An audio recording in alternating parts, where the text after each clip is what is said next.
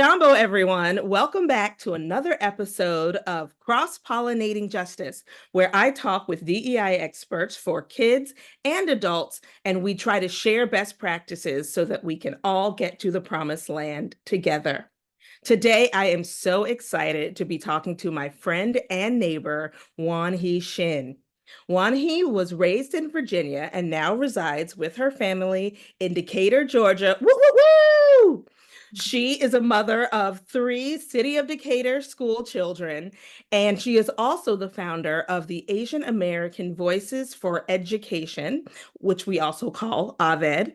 She advocates for all Georgia students to know they belong and to know they are valued and empowered in the classroom. Weonhee also co-founded the Decatur Lunar New Year Festival in 2022. It's the first Pan-Asian Lunar New Year Festival in the metro Atlanta area. And y'all, it is tons of fun. If you are in the area, you have got to come.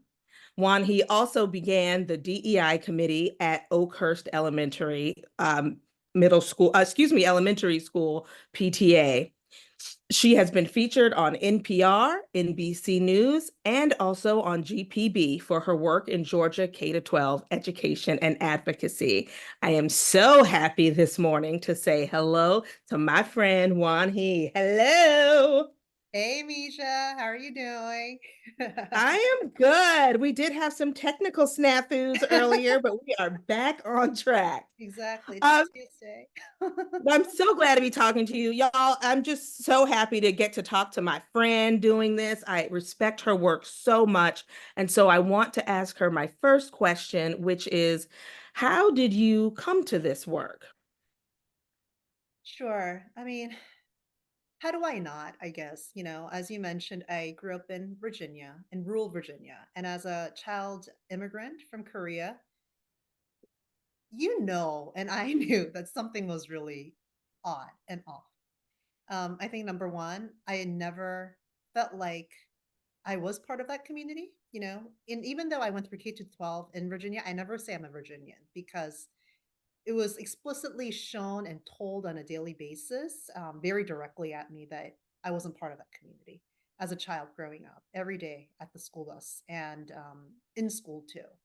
So, and also the other thing was as a Korean, East Asian American person as a child, in this rural Virginia setting where they were very proud of their Confederate heritage, it seemed really off to me. And I couldn't understand and fathom why people were so proud instead of trying to change and work from the past, why they were holding on to it so much. It really looked silly to me as a child.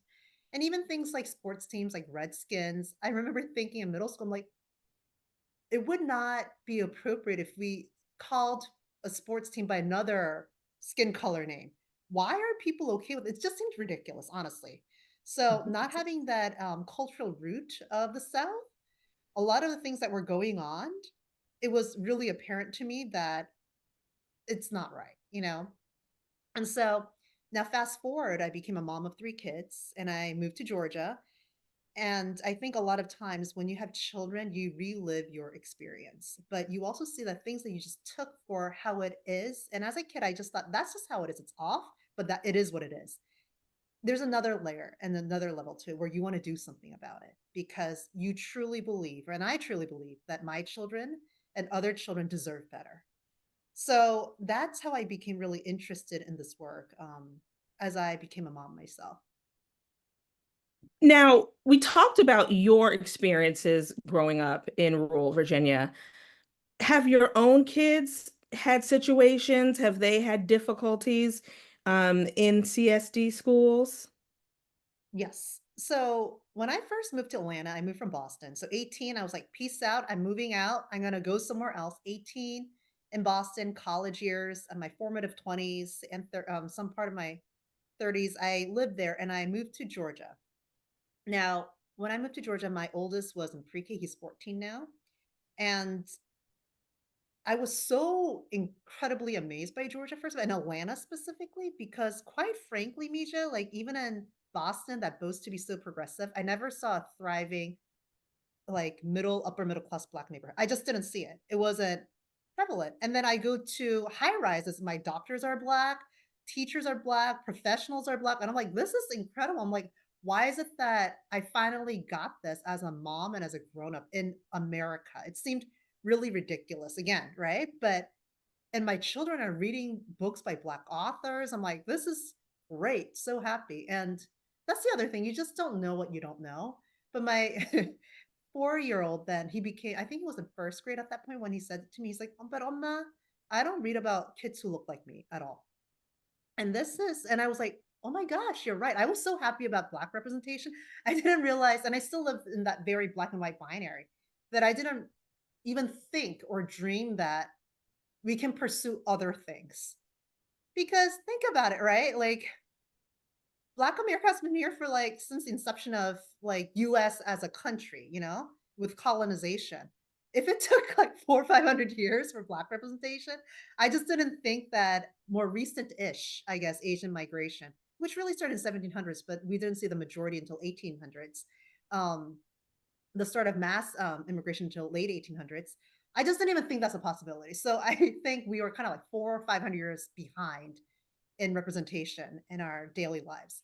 So when he said that, I was like, you're right. And I noticed, even though we live in a very progressive neighborhood in this metro Atlanta area, the South is very embedded in black and white binary. Not to say they have the same weight or they hold the same public investment and value. Not saying that at all. It's very different how our community embraces and values and respects both. But you're either black or white a lot of times. And I remember people asking me, are you black or white? And I think there's this lack of understanding of other communities and the world out there. So my kids also face that a lot um, within City of Decatur, from teachers as well as from peers. And I think one reason I wanted to ask you this question in particular is because we do live in a very, very progressive district, or one that certainly sees itself as being very progressive. And I went to school in Boston, so girl, I am feeling you on Boston. I have lived all over the country, and Boston, whoo, blew my mind with some of the stuff that happened there. But that's also a place that prides itself as being very, very, very progressive. And so I think it's important for other folks to hear when they think they are walking in the path of righteousness, that there's always work to be done, right? That we don't have any laurels we can really sit on right now. Go ahead. And this is, how controversial can I be on this podcast, Misha? Very please. Okay. This is Let's what I speak the noticed. truth. Okay. My so far, I'm not there yet. Obviously, I don't think I'll ever be there, but I'm just analyzing and thinking a lot as I go. Because in these very progressive places, there is arrogance, honestly, involved, where we think we're better than others. And someone told me once that an unteachable person is the worst kind of person. Someone who thinks that they got it all. That's the worst. So I see a lot of that in these very progressive upper middle class, highly educated neighborhoods. The other thing is, I think a lot of times the word anti-racism in a lot of these, quite frankly, white progressive neighborhoods stem from white guilt, not critical thinking or really deep understanding, or it's not a personal thing as in I need to do this because we are here all together. It's more like I feel so bad that my ancestors did this, or I feel guilty for my whiteness. That can only go so far. That becomes patronizing, and that you don't know how to. Someone told me it's like people want a prescription. You do this and this, then you are this. No, you have to think of it as like a formula. Like, why is this the way that it is? Really understand it so you can transfer to different places and situations instead of just thinking, oh, I need a yard sign. I can go on a protest. I'm good. I can put a few comments on Facebook. I'm good. That's not it. What is the formula? Why are things the way they are? How did they become that way? Really think deeply and train our kids to think critically. That's it. It's not because we're going to see it right now. I'll give you a really quick example is anti-immigration laws, all that really started with East Asians, which went into South Asians, which began to all Asian immigrants in the 1800s and 1900s. Okay.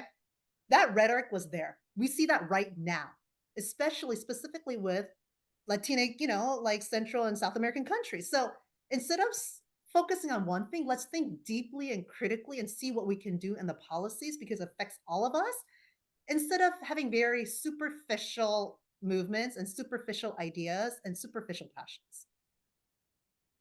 Why do you have me so turned up over here? I want to go to your house and have a dance party. Like, yes, yes, yes, yes to all of it. Woo. And I want to pull out specific, there's so many things I could pull out, but we don't have super much time. But one thing I really want to pull out is this notion of coming into anti-racism from a viewpoint of guilt, right? Mhm. Of white guilt. um Not only can it only take you so far, but it's dangerous, right? Because that's why we have these ridiculous divisive concepts laws, right? And this backlash is because these, conservatives don't want their kids to feel guilty for being white. Literally no one wants you to feel guilty because you're white. It does nothing. Your guilt does nothing to assuage the situation. But what does? What did you just say? Critical thinking. Lord, will you say it again? Critical thinking. That is what is going to actually dismantle the systems and institutions that have gotten us to this point. Not guilt. It's critical think, girl. Yes. And if we wanted our children to become critical thinkers, we would not be afraid to teach them history.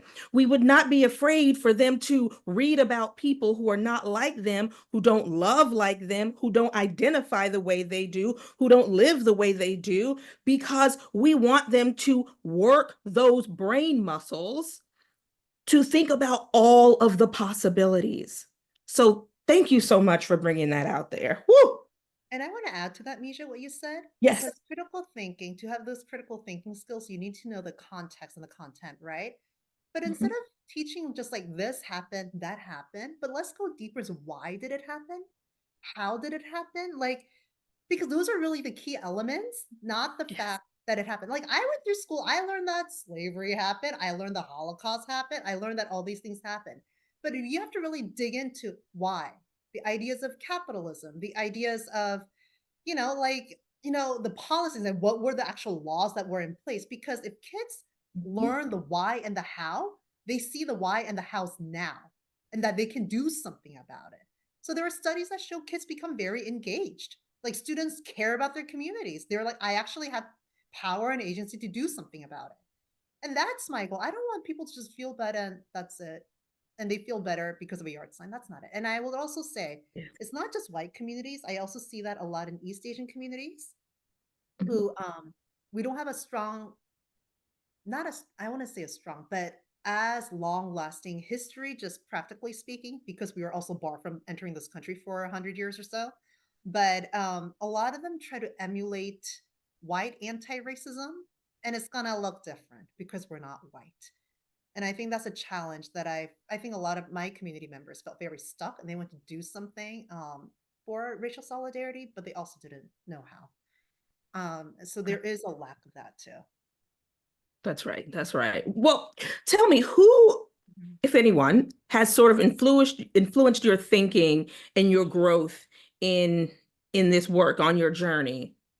So many people, I would say even the people who founded Avid, we were just grassroots group of people, parents and teachers who just wanted something different. So these people, oh my God, like one person, she's now like an education policy expert in US and in Georgia. I mean, she's amazing. In 3 years, she just did it. I don't think she ever slept. Another person is Dr. Soyeon, that's Ruth Yoon. Dr. Soyeon An, she is a Kennesaw State University professor. And how it started, this is before Avid. I was just going nuts in 2020 during lockdown, learning about my history, finding about these things, even learning about the word microaggression. And I read an article that she was featured in. And I was like, she's local. And I emailed her, that's it. And she emailed me back. Like there was no gatekeeping these people. Another, I would say, historical figure is I love Fannie Lou Hamer. I read about her a few years ago. And what I love about her is she wasn't highly educated. She wasn't trying to overcomplicate things. She saw a problem and she's like, I'm going to do something about it. And I think we lack understanding and learning about people like her who truly deeply cared about her communities. And she didn't do things just to look good. She really worked with people who were for the people. And I really, really love her story. And I wish I had learned about her earlier instead of 3 years ago. That's outstanding. I talk to Fanny probably like once a week. Like she and I have, she's one of my cloud of witnesses that surrounds me. And really like bears me up because I'm like, Fanny, what are we doing? What should I do? And Fanny said, and this is not what she said to me, this is actually a quote that she said while she was alive, something to the effect of, if I fall, I'm still going to make 5 feet of progress because I'm going to fall forward. Mm, I was like, mm, dang, Fanny. This is a wow. woman who was shot at 17 times in a house because she was trying to get her neighbors to register to vote. So that's amazing. I'm so glad that you have people who inspire you who are, both here and accessible to you now, as well as some of the ancestors who have gone before. So, what is one small step Mhm. that people can do this week to push the ball a little bit forward? What can they do either personally, at their jobs, with their children, in their communities? What's one thing that you can walk away from this podcast and do? I want to say something like follow us on Facebook and Instagram, but that's not. And you should, and I will be I putting that information in the that show on the notes, side. okay, people?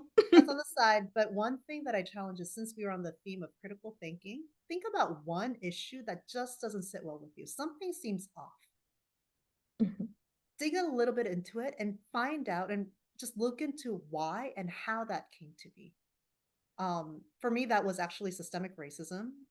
Logically speaking, as a kid, I remember struggling about this as a kid in middle and high school. My stereotypes of people made logical sense to me because there were statistics that supported it. But something seemed really off. And as an adult, about 9 years ago, I was still thinking I mean, there were some times I didn't think so deeply, but 9 years ago, I specifically thought really deeply and dug into it. These stereotypes I have of people, and logically, they make sense because statistics affirm it. But something is up. I know something's up. Let me dig into it. Let me dig into it. And that's when my conclusion became it's systemic racism. There are actually systems and laws that create these atmospheres and these products. So I challenge everyone, think of one thing that you know in your conscience, something is not right. And start digging into why, how, the historical context, the policies, the laws that made it into that situation. And share it with Thank everyone. Oh, I love that. Yes, please. So how we are in a very interesting political, social environment right now, right? Sort of the curse of may you live in interesting times. How do you maintain your motivation and protect your heart um, when we are getting buffeted from so many sides? Specifically, I'm thinking right now, immigrant communities being buffeted by these ridiculous claims of eating pets. Mhm. What do you do? What is I watch mindless Korean dramas every night. Honestly, like, it's just nice to see love and to cry sometimes and laugh, and that I understand the language of, so people have some connection with, but I'm not in that community. Something about that, I don't know. So I do that, practically speaking. The second thing is I had a very positive upbringing in religion. And I met with someone, an activist, and she said, an Asian American activist, and she said, Wani, you're the only person that I know in our communities who actually had a positive experience with religion growing up. And I did. And those foundational beliefs really hold me grounded. My family really taught about how we can do all we can, and that is wonderful, and that's it. and there are greater forces that is in charge. And that gives me hope a lot, knowing that I do the best I can, but it's not up to me. It's not my what I do that'll make or break the world. And that burden and that anxiety is off of me. So that gives me a lot of freedom.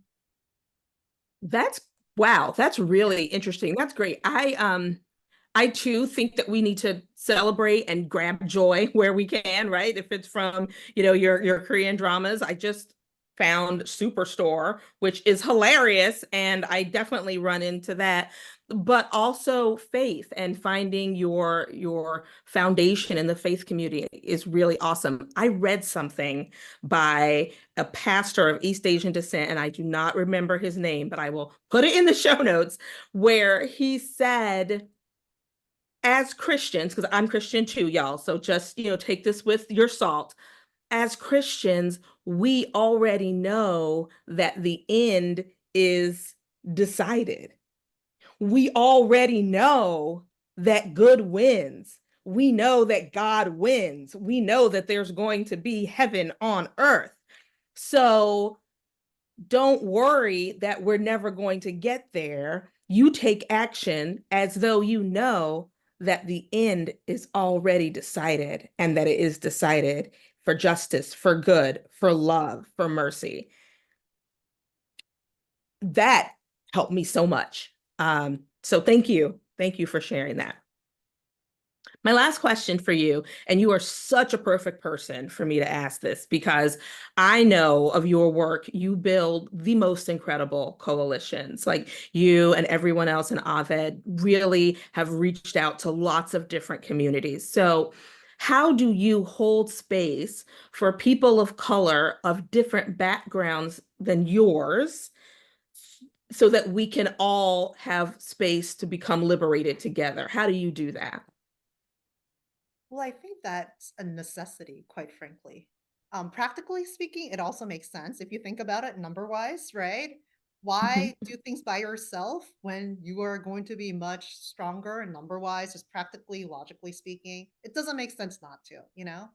mhm, Number two is, as I mentioned before, about for me, history became very powerful because I saw how my experience of people who look like me before is also repeated now to other people, and that communities of color, our experience and histories are all very much connected, and we can all see it within one another. And if we have hate and whatever and against one another, there's a reason for that too. And it wasn't in our favor, So that seeing that, there's no way I can't, not do this. I mhm. can't. There's no way I can just work for Asian Americans and that's it. Because it doesn't make any sense. It's also not going to solve anything.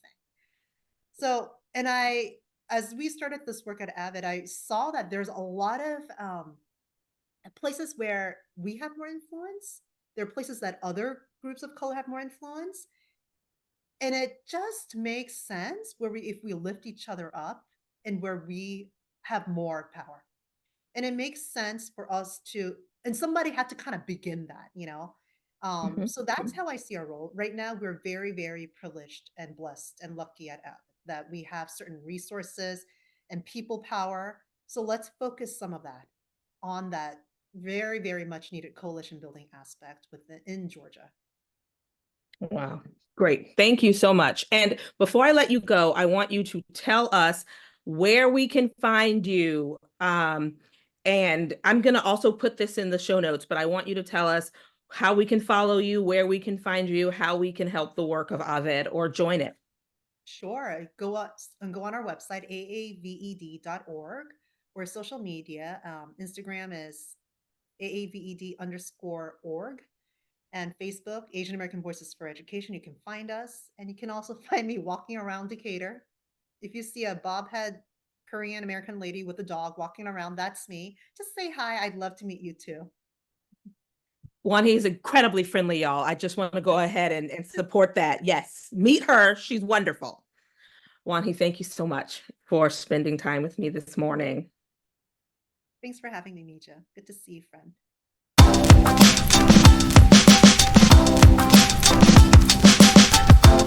Raise kids who love themselves and diversity. Follow us at Jumbo Books on all your favorite social media channels. And check out our website at www.jombobooks.com.